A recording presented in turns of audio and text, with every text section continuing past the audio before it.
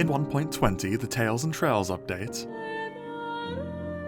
Mojang added pottery to Minecraft. These pots are really cool because you can find their sherds scattered about in different loot chests. Then, once you've got enough of them, you can combine them back together into a completed pot with patterns on them. There are 23 different patterns, and if you put these pots next to each other in succession, you can tell little stories with them. And that's really cool, you know? I like that. But there's a problem. There are only so many ways you can really interpret Minecraft's lore to tell new stories with it. It doesn't help that, you know, we've had the past 15 years to figure out what the story of the game might even be. DayZ happened, everyone died, villagers are obviously magical cultists, ancient cities didn't have any ventilation so now there's mold everywhere, the Nether got really hot so now there's mold in there too, there are islands of mold on the other one. And generally speaking, every time you play Minecraft, these elements are, you know, the same. Which, you know, is to be expected. Even though there are a lot of procedurally generated games, they typically have the same aesthetics each time, so I guess there isn't much that can be done about it. Unless... what if Minecraft had alternate timelines?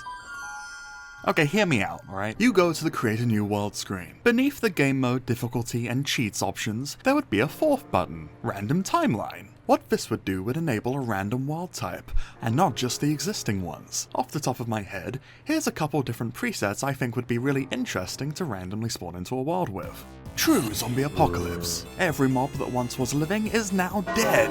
And hostile. What's that? You wanna go kill a cow so you can, eat? No.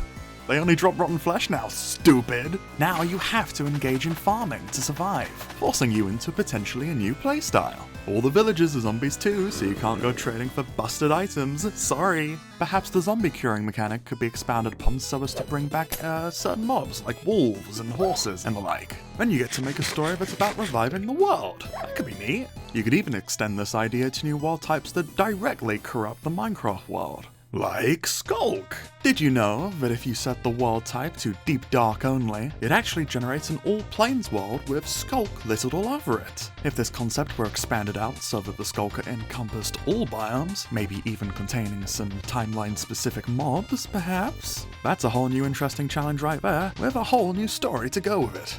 A similar concept could apply to, let's say, a burnt overworld. Everything is ashen and grey. Fire is abundant and you risk burning yourself wherever you may step, but micro-pockets of life still exist.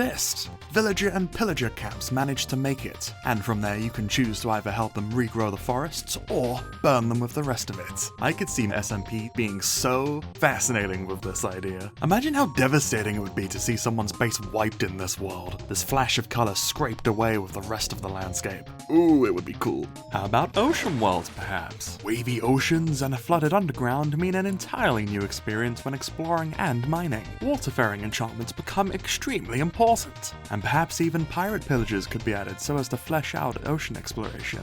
Floating island world generation. The world below had to be abandoned for these sky sanctuaries, creating brand new challenges and complications in traversal, and so on and so forth. I think my favourite component of this idea is that you could stack multiple options on top of each other for even more variety. Think a zombie apocalypse world with floating islands above a flooded, burnt wasteland. As an extreme example. Not only could you combine overworld presets though, but multiple different dimension types too. I would love to hear what you guys can come up with for ideas regarding alternate timeline ever and end dimensions below. Maybe even subscribing if you like the video so far too. But because I'm feeling generous, I'll show you one idea I made a reality as a proof of concept with ICK's help. The Nether, if it was frozen over.